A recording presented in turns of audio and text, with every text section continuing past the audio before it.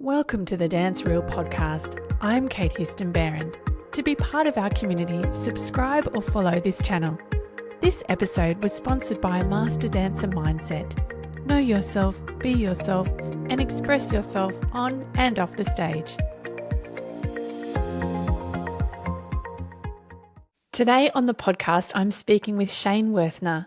Shane is a former professional ballet dancer with over 30 years of experience in the dance world and a passion for blending artistry and athleticism. As the founder of Athletistry, he helps dancers refine their technique, build strength, and develop mindset needed for success.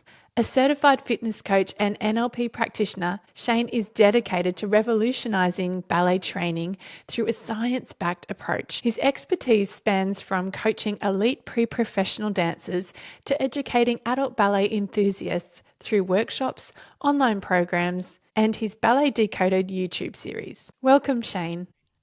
Welcome, Shane. It's so lovely to have you on my podcast, and I'd like to thank you for making yourself available. What time is it in Australia? It's 8:05 p.m. Thanks for having me, Kate. Really appreciate it.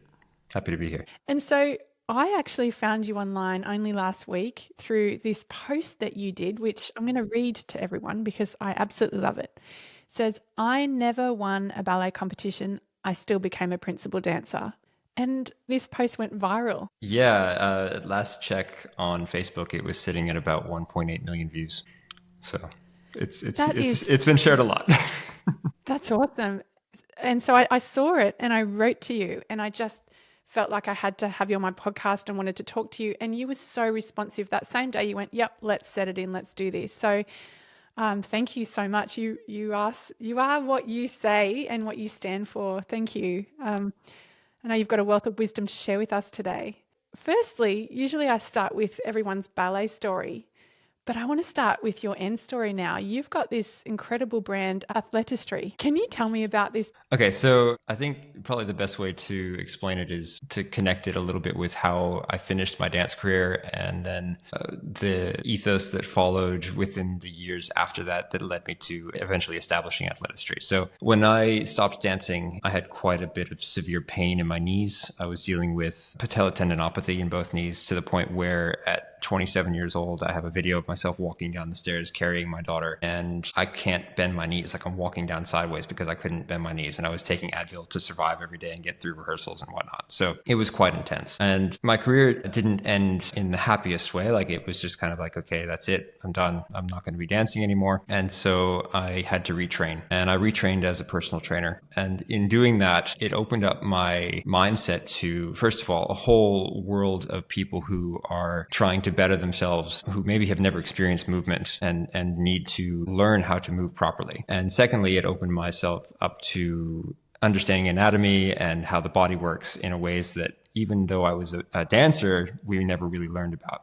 So as I went into personal training, my first year as a personal trainer, I didn't do any work with dancers. I completely separated myself from dance. It was kind of like, okay, I'm done with this. I need to move on and just find a separate space. And I established Athletistry personal training at the time. So that was how I kind of got into the brand. And the idea was that it would be the art of personalized fitness. So I was taking kind of this art of personalizing fitness to the person I was working with and making sure that what they were wanting to improve was where they were wanting to go with their health. And then I started to realize that I was able to impact people in a really positive way. And I thought, well, if I can impact people who've never moved in this way, what could I do for dancers who are wonderful movers? And so I started to then work with dancers and expand that. And eventually I opened up my own adult ballet studio. So I was working with adults and training them. And then during COVID, it got very difficult to continue to run that studio because of restrictions and isolating requirements and stuff like that. So I took it all online. And then probably, I guess it was about September 2023, things just started to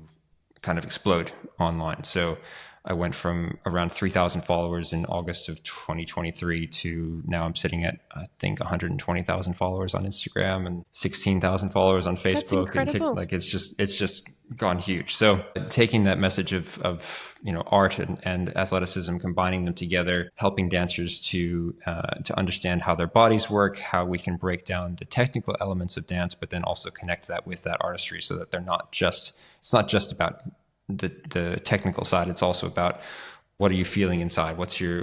How are you breathing? How are you connecting with the music and all of that? So yeah, just trying to take all of the elements of that movement and combine it into one. So obviously after I saw your post, I then did some online stalking of you, and I just love even your videos, your training videos are so clear, they're simple, they're easy to follow. You make it so user friendly, and the 3 Ps for your pirouettes, I love it. So yeah, it's really appealing. You're really smart and onto something. And so with that, I'd love to know about how and why you started dance. What was it like at the beginning of your dance journey? Yeah, so I mean, this is quite close to me also because I just lost my father about a week and a half ago. So he had Sorry for your loss.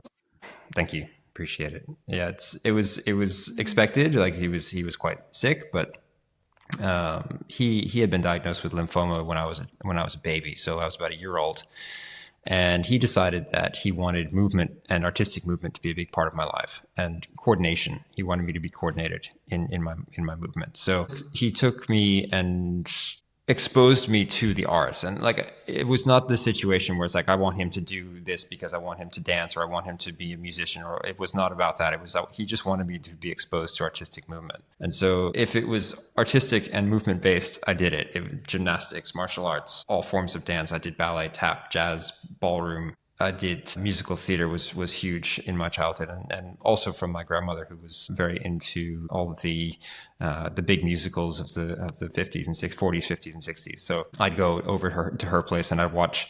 I don't know if you ever saw it, but there was a movie called That's Entertainment, where they took all of the big scenes from the dance musicals of the 40s and 50s, and it was like little snippets of that, and I would just watch that, and then I would go to visit my father in the hospital, and I would do like my little rendition of Singing in the Rain at 2 years old through the isolation because he'd had a bone marrow transplant. So there was all this connection between that, and it was interesting because my original passion, I think, as a child was musical theater. I loved singing, I loved performing, I loved acting. But slowly, as I got older, things kind of dropped off. And every time something dropped off, whether it was gymnastics or martial arts or something, ballet, took another day, and then another day, and then another day, and then another day. And by the time I was 10 years old, I had this amazing opportunity where Mikko Nissinen, who's now the director of Boston Ballet, took over the school that I was training at in California. And he brought in really good Vaganova teachers at the time. And one of them was the teacher for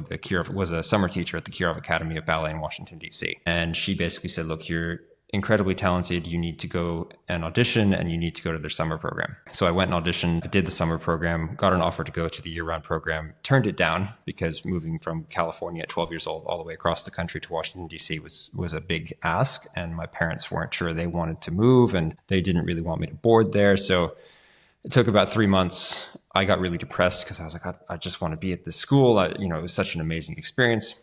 And so they actually then moved across country. So my dad was an architect and my mom worked for a big department store, Macy's. And we basically upped everything, moved across the country, and I attended the school for the next 6 years, had the same teacher for 6 years, 6 days a week. And Mr. Kucher, Anatoly Kucheruk, was basically the influence in my life as a dance teacher for those high school years. And then from there, it was a kind of a strange process. I graduated high school a year early.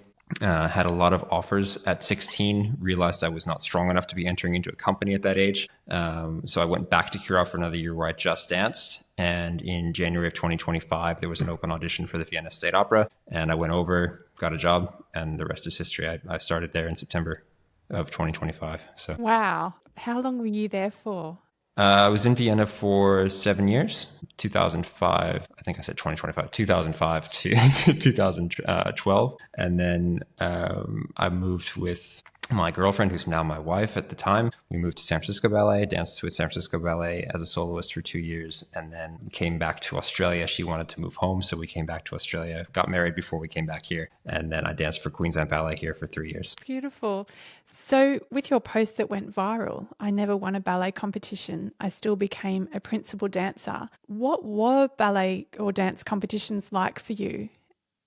How did you approach them? It was an interesting process. So the first dance competition I ever did was a Dance Masters International competition in the US, where they did these regional competitions all over the country. And my tap teacher had entered some kids one year and they did really well. And so she just started entering us all every year. And I think I got third place or something. And I was not expecting to get anything. It was kind of like this, oh, let's just go and dance.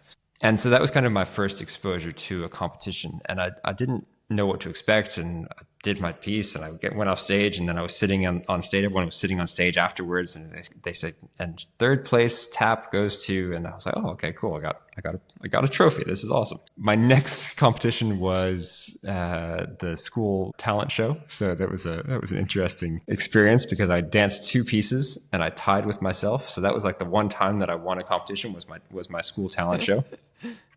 And I think after that, they changed the rules that you couldn't enter twice. So you could only do one thing because they didn't want anyone tying with themselves again. And then after that, it was all through Kirov. So once I had gone to Kirov in the year 2000, AGP was kind of kicking off, like they were getting started. And they were very close friends with the director of Kirov. And so Kirov actually hosted the competition. So on like the upper level of the studios, they could take the wall out between the first and second studio and make it into the stage. And so the whole competition was run at Kirov. And I'm pretty sure of like 80% of the people that entered were Kirov kids, and probably all of us got something.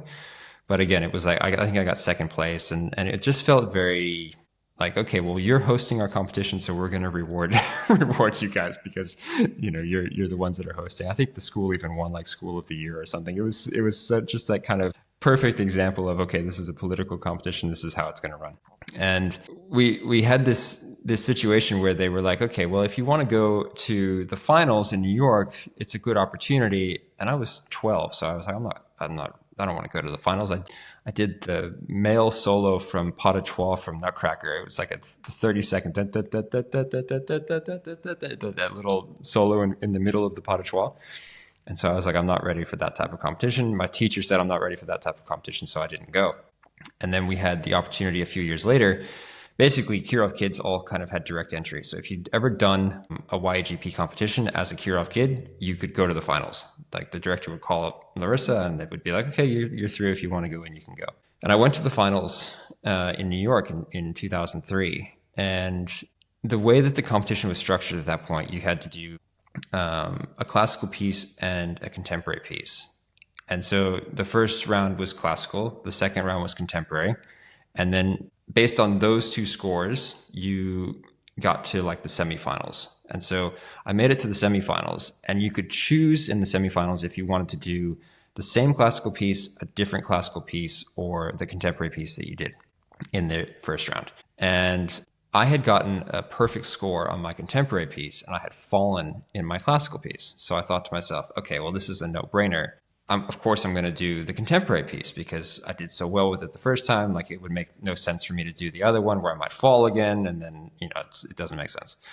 So I did the contemporary piece, but basically the feedback I got was, this is a classical ballet competition. You did a contemporary piece. You don't get to go through to the finals. And so for me, that was kind of like a shutdown. It's like, oh, is this how competitions work? Like, I had kind of had that idea about it the first time, and then the second time, like, this was now, okay, this is political. So then a couple of years later, I had won a scholarship at the school been given a scholarship at the school called the Nikolai Morozov Scholarship, which honored one of the teachers at the school who had passed away. And this scholarship was supposed to be given as a way to fund people to go to Prix de Lausanne. And because I had this experience with YAGP, I thought to myself, well, I don't think competition is for me. It doesn't really feel like something that I'm successful at because I made this kind of bad decision in 2003. And I decided not to go. And so they ended up sending someone else to the competition. He actually did very well. He was very successful at Prix de Lausanne. He was successful at other competitions. Like, he went on and had gold medal after gold medal after gold medal. And that was, it worked very well for him. But for me, it just never felt like the right thing. And then my last competition was the Helsinki International Ballet Competition. So I did that in 2005 before going to Vienna. And it was, again, one of those things where it was like, you have a contract already. We can only really put through one person from the school. Because you have the contract, we're going to put through the other person who doesn't have a contract yet. So, you did well, but you're not the one that we're going to push through.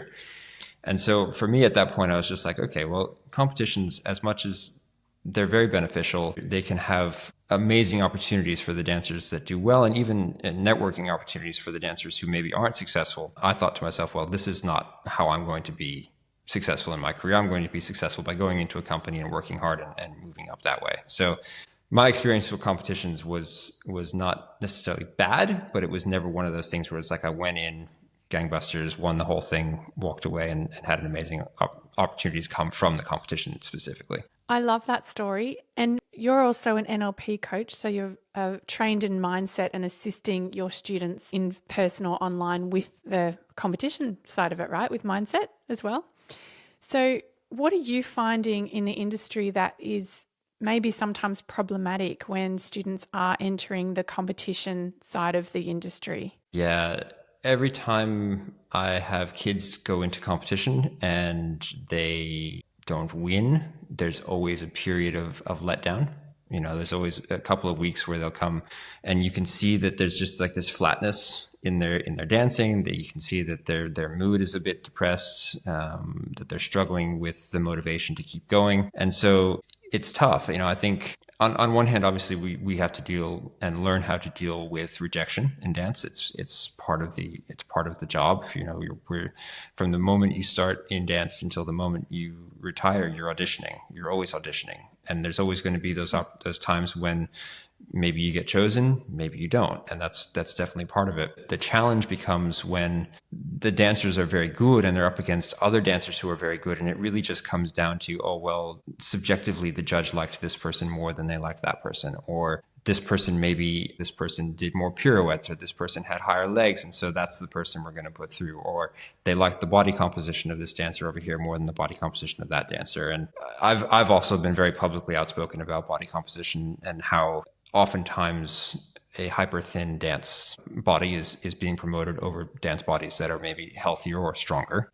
And so I have definitely seen that as well. And it can be very demoralizing to dancers. And you do see them come back into the classroom and they start pulling at their leotards more. They want to cover up, or they're not comfortable with who they are. And so it's a challenge. It's definitely a challenge. I think, the approach that I always take with it is, well, that one instance and that one judgment from that person in that competition, they only know you from 3 minutes. They know maybe the maximum amount of time that you were on the stage, or what they saw of you in class. And so I will approach it from, what can we do to help you stand out more? What can we do to help you with your presentation? What did you learn about the experience of interacting with other dancers who are also doing the same thing? What did you see amongst those dancers? What positives can you take for yourself? What things would you like to amplify and take on in your own dancing? And then what other things do you think were not good? And how can we look at those things and make sure that you're accentuating the good and kind of moving away from the bad in those situations? It sounds like you're teaching the students how to then take their feedback on and to be responsible for analysing and going over the whole process without the power being so much on the judge's opinion of them or the outcome of just that performance. And it's about developing and going through the process. That's wonderful. Absolutely. That's what it's all about, because at the end of the day, and I will often say this to the dancers, it's like when you go to watch a ballet, a full length ballet, there's so much involved in that production that if you mess up your pirouettes, or maybe your extension isn't perfect, or you have a little trip here or there, no one's going to walk out of the show and say, oh, that second act when she did 4 pirouettes instead of 6, and the time when her leg was at 90 degrees instead of 120, that really ruined the performance for me. They're going to walk out of the show and they're going to say, I really connected with that person on stage, or I didn't connect with that person on stage.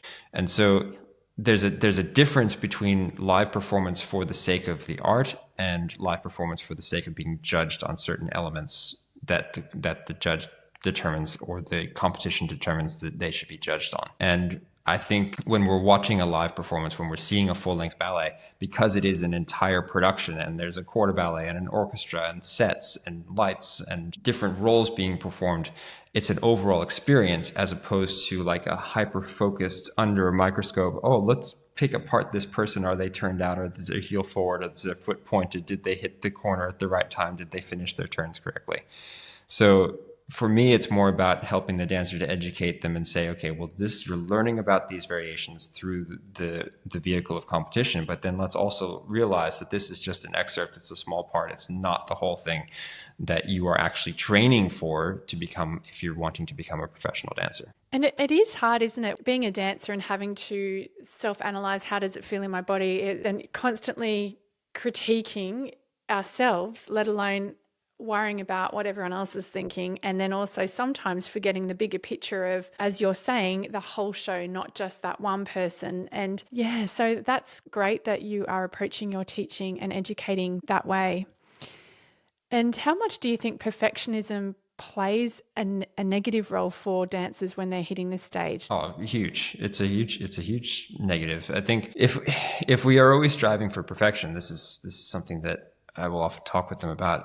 If you're always looking to be perfect, you will freeze. You'll get stuck. You'll get stuck in this lack of action, because it's like, well, I can't move until I've done it exactly right. And there's an interesting side note. So about a year ago, I was working on, for my own personal artistic ventures, trying to learn how to do 3D modeling on the computer. And I was taking this course, and they were talking about how when you're modeling, you don't want the design to be perfect, because if it's perfect, it doesn't look real.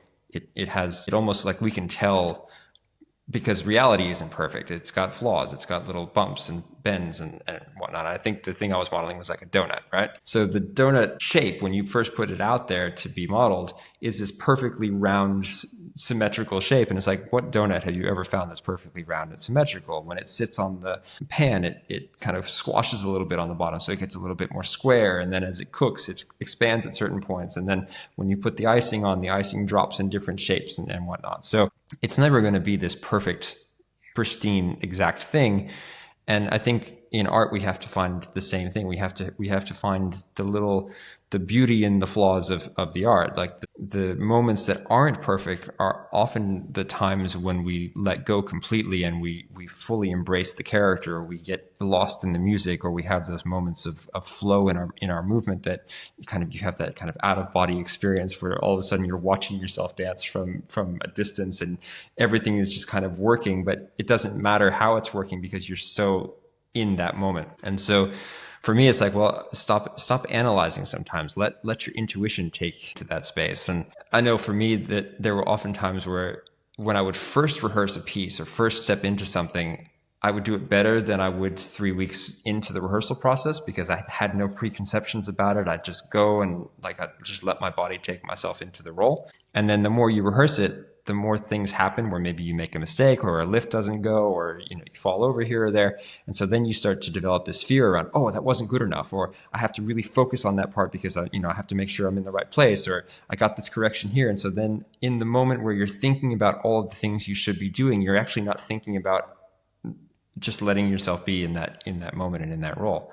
And so I find perfectionism and always fighting for being perfect actually takes you out of developing your art and just puts you into this super analytical space that is just technique, and it's not interesting. That's really insightful.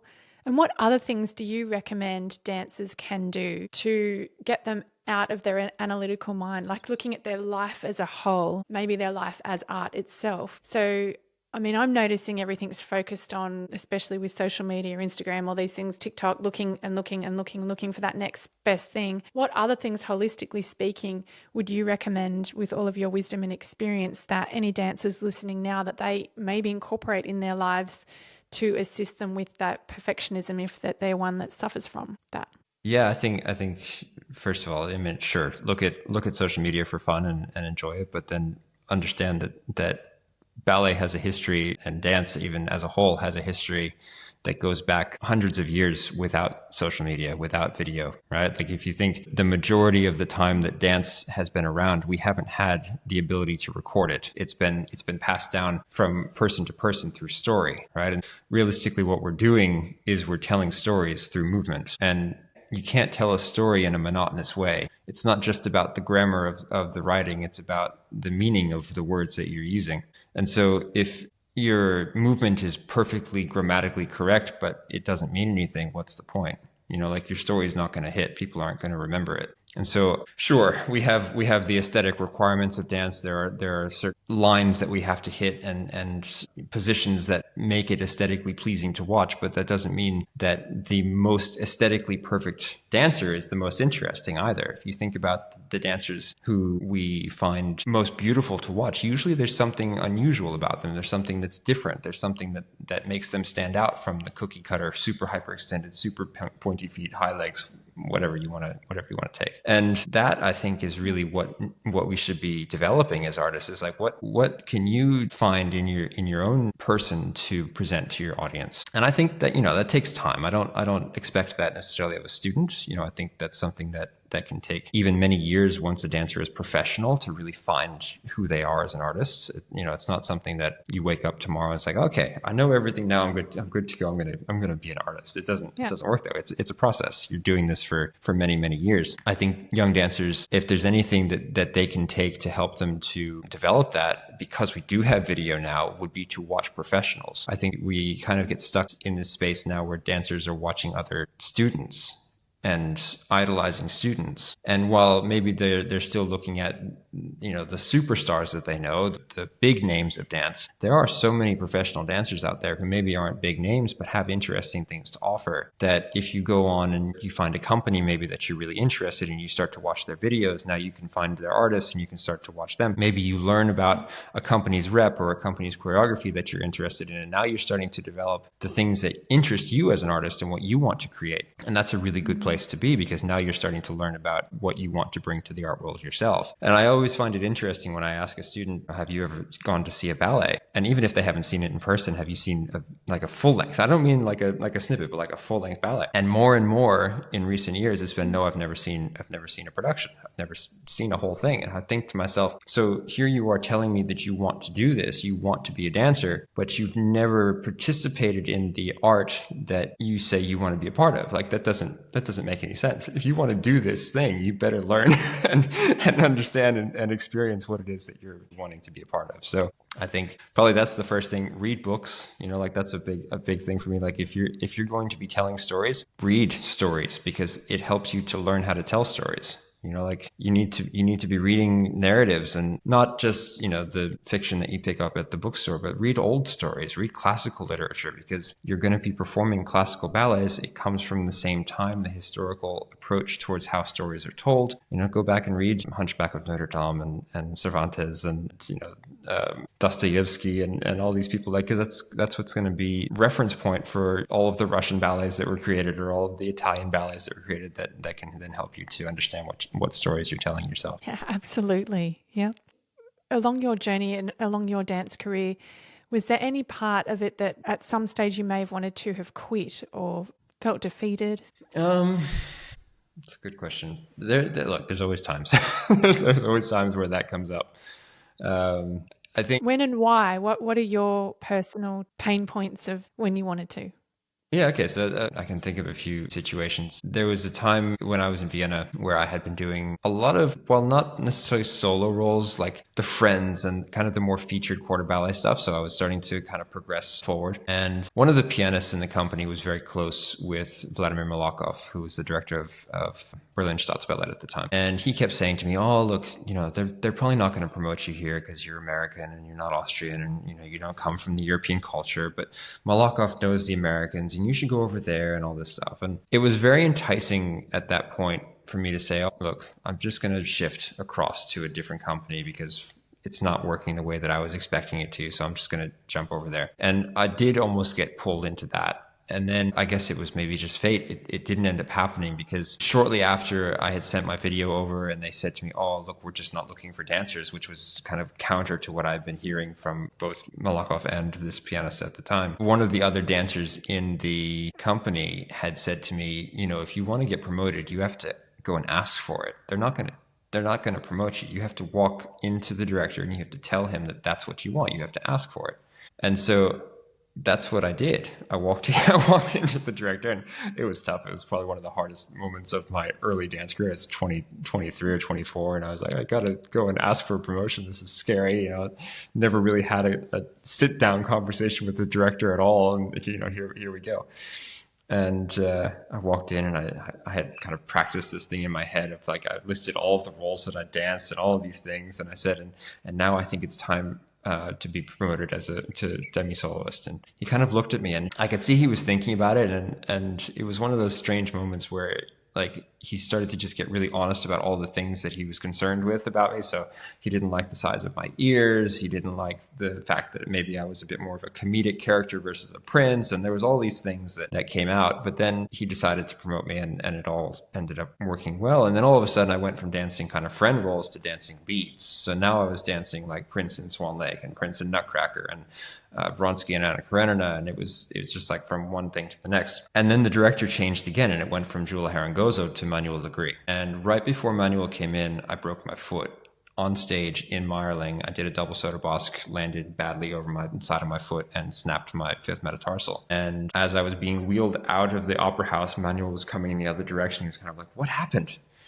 And then the next season started. We came back, and I was doing quarter ballet again. And it was like, here, I've gone up and now I'm back down again. And so it's just this really tough period of, am I actually going to continue in a forward direction? Am I not? What's going on? And the whole year was kind of like that. I would do a couple of nice things, but most of the year I was doing kind of quarter ballet or featured quarter ballet again.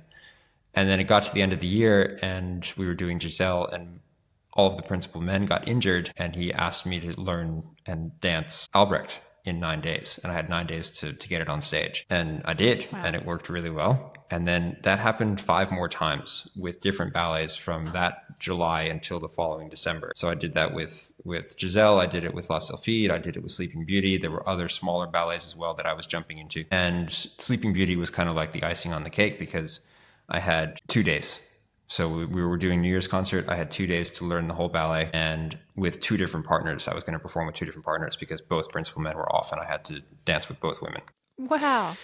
Yeah, and I got promoted to soloist after that. So that was a big step. But I had already kind of at that point, because of how much I was being like, I didn't really ever get a chance to prepare a role. It was always like, oh, can you jump in? Can you jump in? Can you jump in? So at that point I was thinking to myself, well, maybe I should go to another company. And my dad was also dealing with prostate cancer at the time. So we decided to go to San Francisco Ballet. So I got promoted and we made the choice to go to San Francisco. I guess in many ways, like it was kind of like a turning point in my career, and not necessarily in a positive way, because I was doing very well in Vienna, and I think Manuel would have continued to push me, but it had gotten to the point where I just kind of always felt like the fallback guy instead of the main choice. And I went to San Francisco, and that was very clearly like a favor. Like they didn't want me there in many ways. It felt very much like, oh, okay, well, you're here because Manuel made a phone call and whatnot. Like that's how it felt at the time. So we decided to come back to Queensland, and that was also a very strange situation, because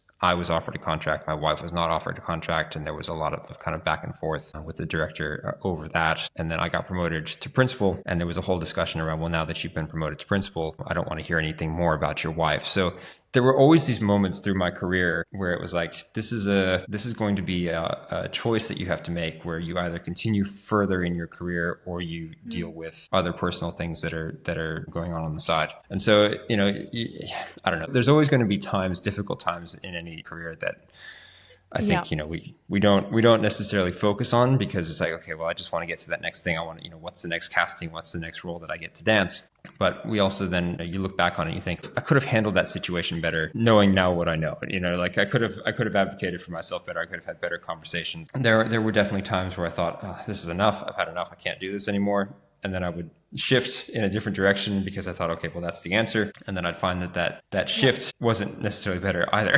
Like there's always that idea of like the grass is greener, but it's not necessarily greener. It's just different. And I suppose, as you've said in life, there's the ups and then there's downs, and sometimes I don't know if it all evens out, or I'm being philosophical, but you had a lot going on with your father, which was a big undercurrent from when you were little until, and I'm really, again, so sorry about your loss. So there's also that going on too, which is huge. And he was very, We were very close. We would have huge philosophical discussions, and a lot of my values in life were developed through those conversations. So there was always that back and forth and that decision between what's the best choice for my career, what's the best choice for my personal life, how is this going to balance out? And I think, you do end up making the choices that you feel at that time based on your values are what are going to support you to have the best life. So even if it means that one element of your career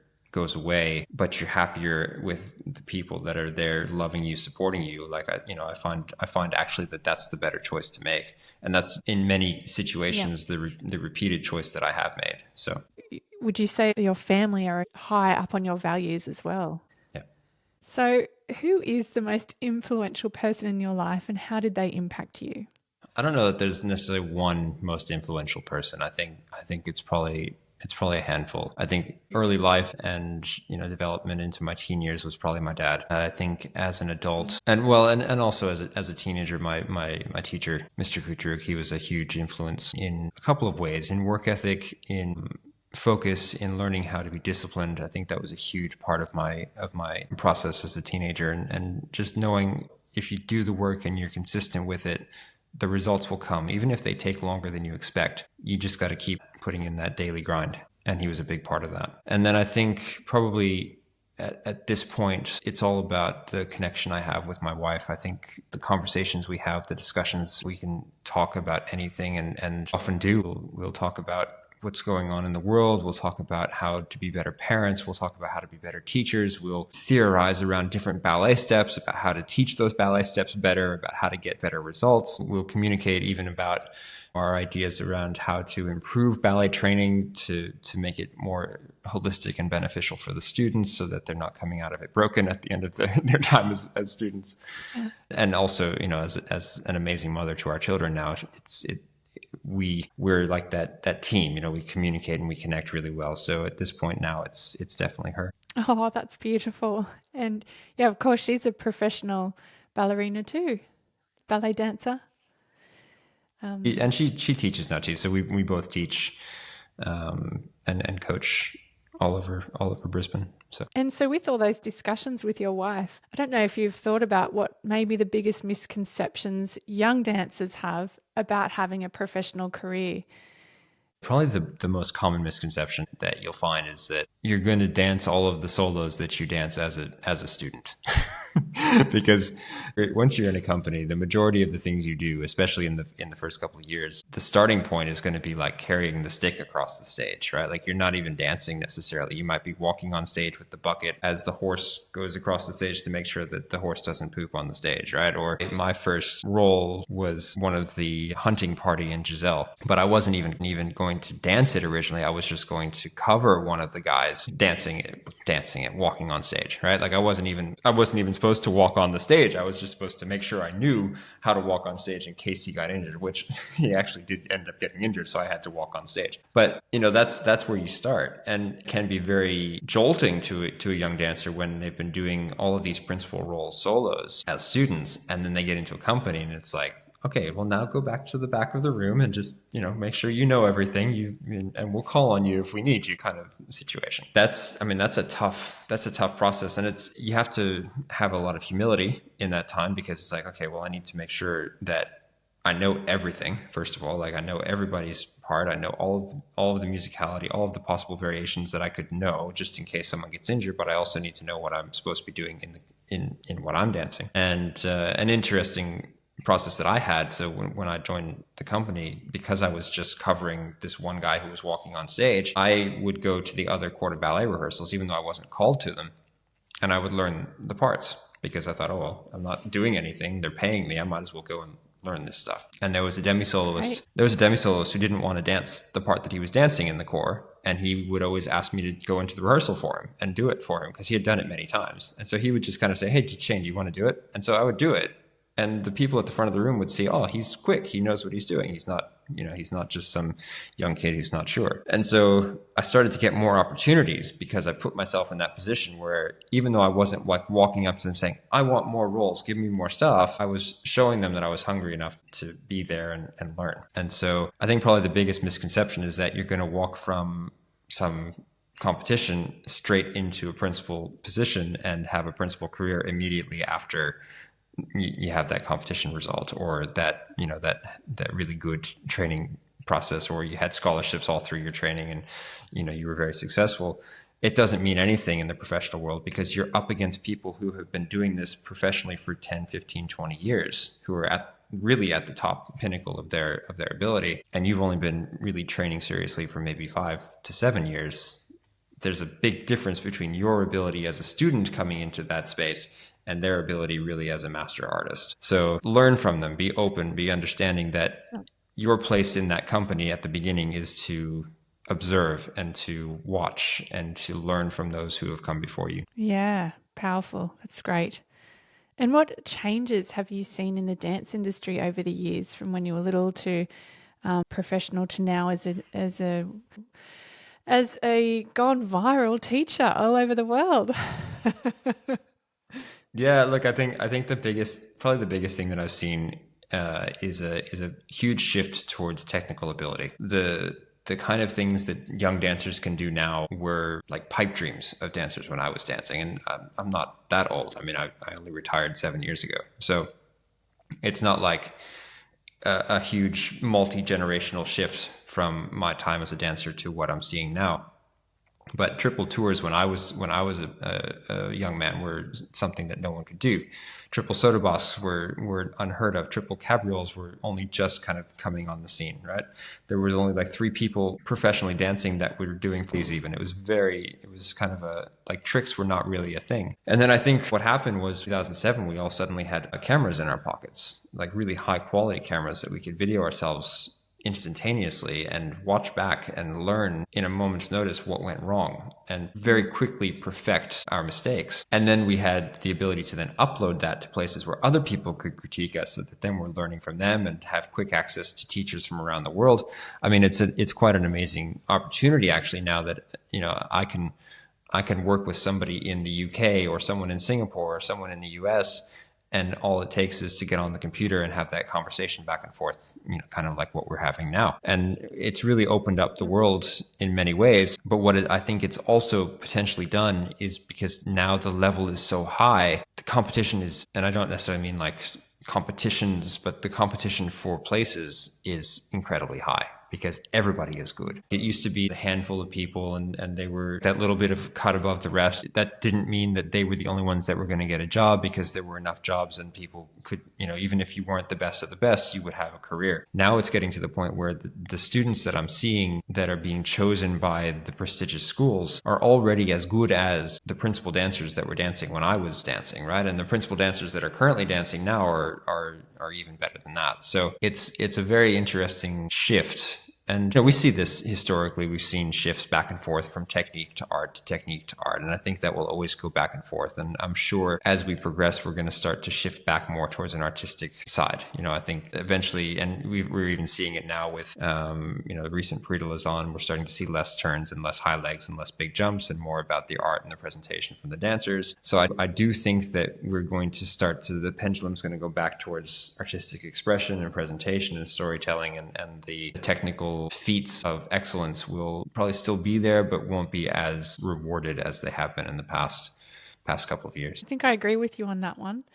At the dance competitions I've been judging over the last few years, it ends up becoming a little bit monotonous. So the flexibility and the more not triple pirouettes, the 5 pirouettes on a quarter point, and the development of that has just gone like that. But then I'm kind of left sometimes going, but it feels a little bit empty. Like, where's the art?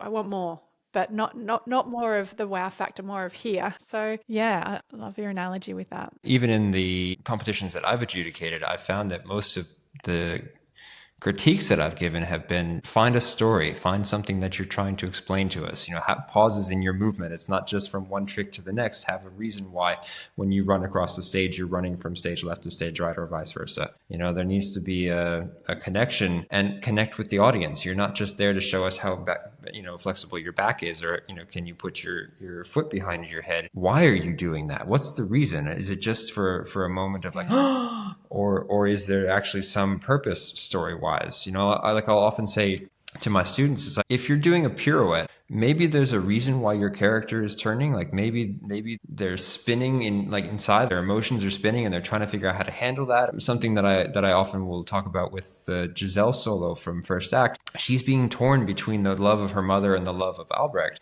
And then there's a big manege at the end of the solo, and it's like this whirlwind of emotions. And right at the end of that manege, she kind of collapses to her knee, and her arms come down by her side, and she's kind of still torn between both sides. It's like this tug of war, this emotional tug of war between the two of them.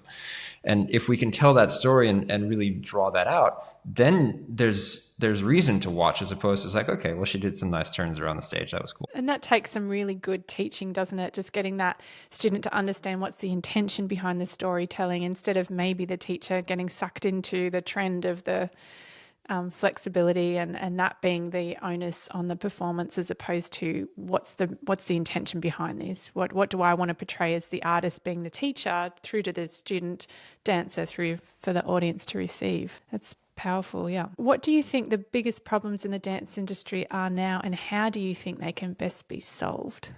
You may have already answered that. That's a deep question. Look, I think probably one of the biggest things we deal with right now is the body composition issue. It's something that is definitely, and not just for girls, because I think obviously that's one that gets harped on a lot about eating disorders and whatnot, and being told they're too heavy to be lifted, and that often gets said. But it's not just the girls, it's also the boys, because the boys are being put in situations where they are not strong enough necessarily to do the partnering that they're being asked to do, and then it's creating problems for everybody. So the boys are getting injured, the girls are feeling like they're too heavy, and then the answer is always, oh well, girls go lose weight, or do whatever you need to do to fix that. And that's not the answer at all. That's crazy. It should be, first of all, let's make sure that the boys and girls that we're partnering together are suitable, that we're not partnering girls with boys that can't handle them. And second of all, let's work with the boys. Let's give them the strength that they need and help them to develop the strength that they need over many years so that they can partner safely. There's a lot of talk in dance about dance being a sport. And while I don't agree with that, there are definitely athletic elements to dance. It's not a sport in the sense that the whole purpose of dance is not to compete against other dancers. Like, that's not why we dance. We dance to tell stories and to present our art. But there is definitely, because it's movement, there is an athletic element. And if we are going to have an athletic element to our movement, we have to train in some capacity like athletes. And if you take sports science and where sports science has developed to now, the training of dance is 30 to 40 years behind contemporary sports science. So we talk about things like periodization of training, making sure that, before a dancer goes in to do a big event, that they're actually pulling back on the amount of volume that they're training and still keeping up the intensity, but not doing as much, not doing as many hours. Even looking at youth training and students and children and prescribed hours of dance being no more than the age in hours per week. So if a student is 15 years old, they shouldn't be doing more than 15 hours of dance a week. And I can guarantee you that the majority of full-time students in Australia are doing 5 times that. We're taking children, really, and we're sending them out into a situation where we're training them harder than adults who are professionals train. And then we're coming back and we're wondering, well, why are they developing mental health issues? Why are they developing eating disorders? Why are they struggling with, not getting enough sleep and injuries and all this stuff? And then we're sending them out at 18 to get a job, and they're already broken because of the training that they've been put through. And so we have, and it's not like we don't have the information. It's not like we don't know how we could be training these dancers better, how we could be, more on top of making sure that they are healthy when they go out into the industry, because the information is there. It's been there in sports for 20 years already. Strength and conditioning coaches have been working with tapering for decades. And marathon runners taper before they run a big marathon. It's well known that you don't do 10 run-throughs of a performance before you do the performance. You do one run-through, and then you have the afternoon off, and then, you maybe do another one the next day, but not with the same cast. You let dancers rest because the body needs to recover before if it's going to be in peak performance. And so you'll often see this also in companies, where a company will do heaps of run-throughs in the week leading up to the performance. The show will go on, and by week 2 of the performance, every person is crossed out, names are moved around, the whole cast list is shifted, the ballet masters are stressed, the company's stressed, and they're all half broken by the end of a run. And then as soon as they finish that run, okay, let's go learn the next ballet. There's no downtime. So it's not healthy. There are better ways to work it. You can actually let dancers rest. It's not going to destroy their ability to train, and they'll probably actually have a better overall performance quality because they're not broken half the year. You've really, really thought this through, and I'm speechless and gobsmacked. I love everything you're saying. When I was full time, part of the reason I quit, I had a mental breakdown. But I remember feeling in my second year like my love of dance felt completely sucked out of me and I felt burnt out. And I remember thinking, I feel like I've already had a professional career. Not that I know what that is, but I'm exhausted. I didn't know how to help myself. And so I know there'd be many dancers out there. But you, for me, just nailed a big issue that I probably hadn't even completely thought about the whole picture of that. It probably takes bravery for teachers to have conversations and almost reshape the way they're teaching, be the trailblazers like yourself. What do you think? How can we as an industry approach that? I think first of all, we have to be open to change, right? Like that's the first step. And look, to say that it's not changing it would be incorrect. I think there are a lot of people who are learning and they're coming up and they're pushing for definite change. There are a lot of really incredible people and especially people that I've come across in the last year and a half because of the size of my platform that are doing amazing things in the space to make dance a healthier training process. It's going to take probably another 10 years for it really to change dramatically because the people that maybe are still in power don't see the value in that change necessarily. And so that's going to continue as it is until we get people in there that can say, well, actually, there's better information out there now. We know better how to make sure a dancer is healthy. We know how to periodize their training. We know how to make sure that they are doing strength training in addition to ballet because the demands have changed on dancers. Like if you think, let's say 70 years ago, they would maybe do one full length and maybe one new creation. And, they weren't doing 15 new creations every season and 7 full lengths and all these things that a lot of the bigger companies try to put on. And there was one year in Vienna, I think it was 15 premieres. Wow. In 1 year, and it was huge. I mean, and sure, it's fun and it's exciting and it's good. And one of the great things about Vienna is that they actually did take good care of us. Like if we did a stage rehearsal, we had the afternoon off. There was a very strong union there that made sure that we weren't overworking. But then you shift that to my time at San Francisco, where their take was, well, if you have to work, you have to work, and we'll just pay you overtime for it. We'll pay a penalty for not giving you a break. And that comes back to, I remember early on in my career, there was a dancer in Vienna, and we were talking about expanding the hours that we could work by like half an hour. And I remember him standing up and saying, you can't buy health. Like, I know you want to pay us more to do that, but you can't pay us for our health. Like it's going to break us as dancers. So that kind of stuck with me. And I think, even today, it's like, well, if we go in and we push these dancers from the get-go and, we've got all of this Stedford season coming up and we're push. And by June, they've got stress fractures and shin splints and knee pain and hip pain and impingements. And it's like, okay, well, now they've got to take the next 4 to 6 weeks off where they're missing time in the studio to improve. And then they're going to come back and they've got to rehab back into it. And then it's like the rest of the year is gone. It's like, for what? For what purpose? Just so they could go on stage and compete? I mean, that's not beneficial in the long run. That's not what's going to get them there. So I think, realistically, what we need to be focusing on is making sure, first of all, the dancers are healthy. Second of all, that they're eating properly, because that is absolutely essential. If you're not fueling your body, you're not going to last. It's just not going to work. Yeah. And then we need to be making sure that their bodies are resilient enough through the proper training.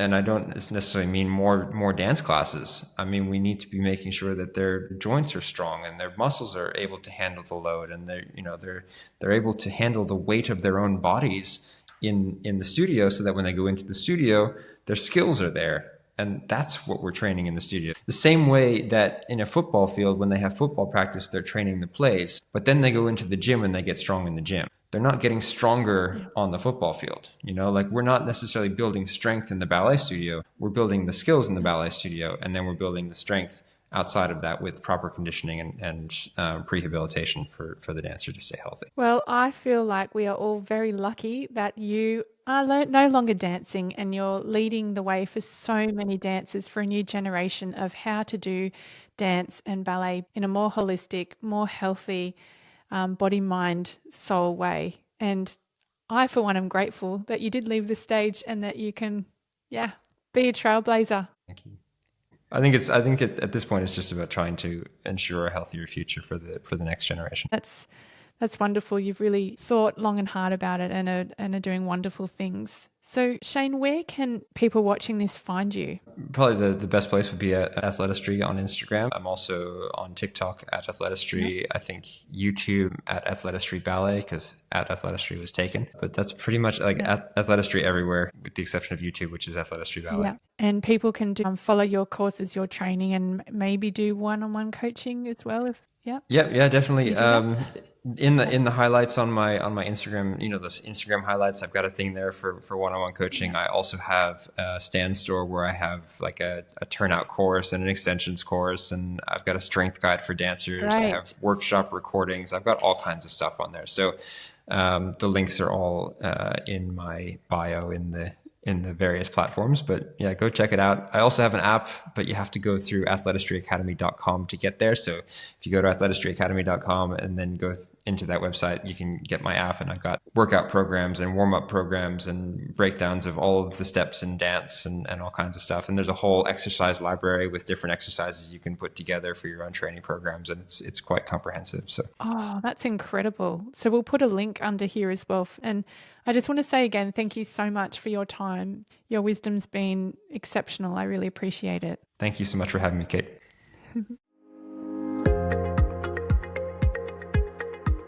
To be part of our community, subscribe or follow this channel.